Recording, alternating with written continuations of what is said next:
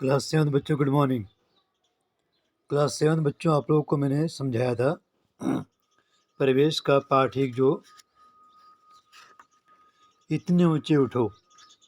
आज उसी पाठ के प्रश्नोत्तर करेंगे। मौखिक, लिखित, दीर्घ और बहुविकल्प प्रश्न, और ग्रामर से भी कुछ क्वेश्चन आपके है ना, वो भी करेंगे। ठीक है। आज तो मौखिक में बच्चों आपका पहला प्रश्न है, कवि ने किसके समान ऊंचा उठने के लिए कहा है? उत्तर बच्चों आपका, कवि ने आसमान के समान, नीला आसमान होता है ना, गगन, गगन के समान या आसमान के समान ऊंचा उठने के लिए कहा है। अगला, सारी दुनिया को हमें किस रूप में देखना चाहिए? किस रूप में देखना चाहिए? समानता, मतलब एक समान दृष्टि की भावना से, समानता के भाव से। ठीक है। नंबर 3 बच्चों, कवि की दृष्टि में मृत्यु को द्योतक क्या है? क्या है उसमें? जीर्ण शीर्ण का मोह। जीर्ण शीर्ण पता है आप सबको ना, फटा पुराना या जर्जर जिसको कहते हैं आप लोग।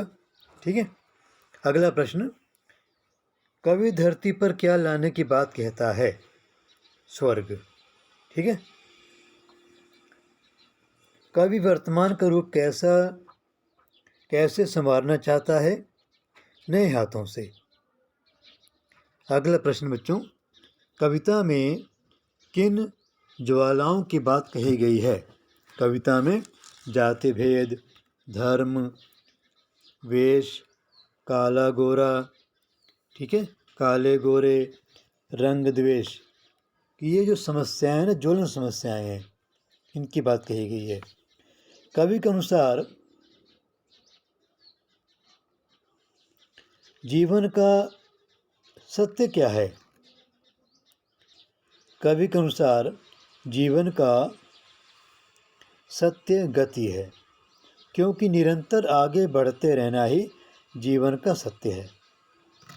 कविता में कुरूप बच्चों पता ना, जिसका रूप बुरा है, कुरूप को क्या बनाने की बात कही गई है? सुंदर बनाने की बात। अगला प्रश्न, कवि ने युग के नवनिर्माण में कैसे बनने की प्रेरणा दी है? मौलिक बनने की। ठीक है, मौलिक बनने की प्रेरणा दी है कवि ने। बाकी प्रश्न आपको वैसे रहेगा आपका, कवि ने युग के नवनिर्माण में मौलिक बनने की प्रेरणा दी है। अगला प्रश्न, कवि धरती को कैसा बनाना चाह रहा है और क्यों? कवि धरती को स्वर्ग के समान बनाना चाह रहा है, क्योंकि कवि पुराने जीर्ण शीर्ण विचारों को छोड़कर नवनिर्माण का आह्वान कर धरती को स्वर्ग बनाना चाहता है। अगला प्रश्न बच्चों, दीर्घ उत्तर, हमें गगन के समान ऊंचा उठने के लिए क्या करना चाहिए? तो बच्चों आपका, हमें गगन के समान ऊंचा उठने के लिए अपने संकीर्ण विचारों को छोड़ना होगा, परिवर्तन को अपनाते हुए तेज गति से जीवन में चलना होगा, तभी विकास करते हुए हम गगन के समान ऊंचे उठ सकेंगे। अगला प्रश्न बच्चों, धरती को स्वर्ग के समान सुंदर किस प्रकार बनाया जा सकता है? उत्तर आपका, धरती से धर्म, जाति, रंग द्वेष आदि भेदभावों को दूर करके समानता के भाव से सबको एक समान मानकर प्राचीनता के मोह से निकलकर नवनिर्माण की आशाएं लेकर धरती को स्वर्ग समान सुंदर बनाया जा सकता है। अगला बच्चों प्रश्न है, इन पंक्तियों का आशय स्पष्ट कीजिए। देखो इस सारी दुनिया को एक दृष्टि से सिंचित करो धरा, समता की भाव दृष्टि से। कवि के कहने का तात्पर्य है कि सारी दुनिया को हमें एक दृष्टि से देखना चाहिए। समता की भाव दृष्टि समानता की बारिश से इस धरती को सिंचित करने का आग्रह कवि इन पंक्तियों में कर रहा है। अगली बच्चों पंक्तियाँ हैं। धारा के शाश्वत प्रवाह में इतने गति में बनो जितना परिवर्तन है। इसमें कवि के कहने का तात्पर्य है कि जिस प्रकार धारा का प्रवाह निर्बाध रूप से बहता रहता है और उसकी गतिशीलता उसमें परिवर्तन लाती है, उसी प्रकार हमें भी जीवन में निर्बाध रूप से चलते हुए विकास के मार्ग की ओर बढ़ना होगा और मार्ग में आने वाले परिवर्तन को स्वीकार करना होगा। बच्चों, अब आगे आपको जो प्रश्न है वह विकल्प प्रश्न। किससे वर्तमान का रूप संवारने की बात कही गई है? नए हाथ से। नंबर 2, नए राग को क्या देने की बात कही गई है?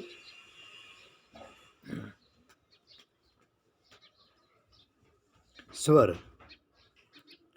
3 आपका ऑप्शन है ना, उसमें आपका उत्तर है स्वर। कवि की चाह क्या है? धरती को स्वर्ग बनाने की। अब अगला जो प्रश्न बच्चों वो आपका है व्याकरण संबंधित। अब ध्यान से आप लोग अब ई की मात्रा इसमें लगानी है। लिखा हुआ जतना, इसमें मात्रा लगा दें। जैसे पहले मात्रा लगानी ई की मात्रा, क्या बन जाएगा आपका? जितना। अब लिखा अगला है, अगले में मात्रा आपने लगानी ऊ की मात्रा का रूप लिखा हुआ ना, तो क्या बन जाएगा? कुरूप। का में ऊ की मात्रा। अब है अगला आपका ए की मात्रा इतना, तो क्या बन जाएगा? इतने। ना में ए की मात्रा आ जाएगी। ठीक है। अगला प्रश्न है अब ई धरती फुलवारी, फा में मात्रा आ गई। ठीक है, ता में बड़ी मात्रा आ गई, धरती बन गया। फा में ऊ की मात्रा लगा दी, फूल बन गया, फुलवारी। फिर कौशल। ठीक है। अगला बच्चों है मानक वर्तन। मानक वर्तनी रूप में चिन्ह। चिन्ह को कैसे लिखा जाता? पहले लिखा जाता था हाथ नीचे हलंत। ठीक है। गड्डी, अब कैसे लिखते हैं उसको? ड में हलंत लगाते हैं। वृद्ध, उसमें द में हलंत लगाते हैं। सशक्त, अब पहले लिखा जाता था सशक्त को ऐसे, अब लिखा जाता है सशक्त, आधा क लगाते हैं। अब मिट्टी, टा में वहाँ पर आएगी आपकी हलंत, नीचे आएगा। पत्ता, आधा था फिर पूरा था। विद्यार्थी, द में हलंत आएगा। द्योतक, द में हलंत आएगा। द्वितीय, द में हलंत आएगा। अगला प्रश्न है आपका भाववाचक संज्ञा में बदलना है।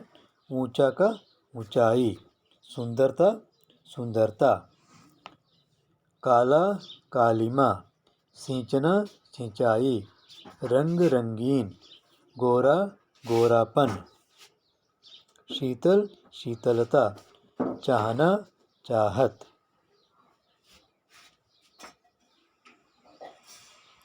अगला बच्चों प्रश्न है अब विलोम शब्द है। विलोम शब्द समता का विषमता, नूतन का, नूतन क्या हो जाएगा आपका? पुरातन, शाश्वत का नश्वर, स्वर्ग का नरक, कुरूप का सुंदर। अब पर्यायवाची शब्द आपका अच्छा का श्रेष्ठ, पुष्प का प्रसून, पृथ्वी का धरणी, और फिर उन्नति का उत्थान, तालाब का सरोवर, चाँद का शशि। तो बच्चों आप लोगों ने ये जो पाठ आपने सुना है ध्यान से, इस पाठ के जो प्रश्न उत्तर हैं आप लोग लिख करके, ग्रामर का पाठ बच्चे बुक में करना इसको आप लोगों ने, ठीक है ना। इसे करके आप लोग फिर इसको सेंड कर देना स्कूल पैड पे। ठीक बच्चों।